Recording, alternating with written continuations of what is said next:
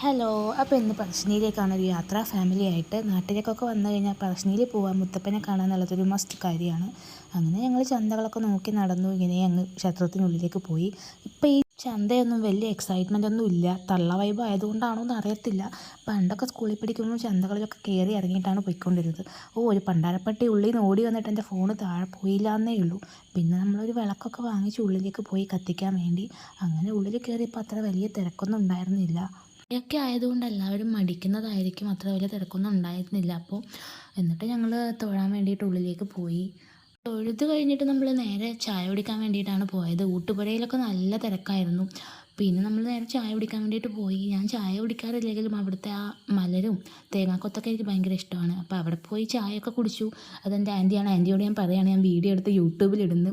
അപ്പോൾ ആൻറ്റി പറയുകയാണ്, നിൻ്റെ അടുത്ത് ഇപ്പോൾ വരാൻ തന്നെ പേടിയാണ് എന്നൊക്കെ. അങ്ങനെ നമ്മൾ ആ സാധനമൊക്കെ കഴിച്ചു വന്നിട്ട് ചോറ് തിന്നാൻ വേണ്ടിയിട്ട് ലൈനിൽ നിന്നു. ക്യൂ ഒക്കെ പെട്ടെന്ന് പോകും കേട്ടോ. എത്ര വലിയ ക്യൂ ആണെങ്കിലും പെട്ടെന്ന് പോകും. അങ്ങനെ ചോറൊക്കെ കഴിച്ച് വരുന്ന വഴി ഒന്ന് രണ്ട് ചന്തയിലൊക്കെ ചുമ്മാ കയറി ഒരു ഫോട്ടോ ഫ്രെയിമൊക്കെ വാങ്ങിച്ചു. അങ്ങനെ നമ്മൾ തിരിച്ചു പോന്നു. ബായ്.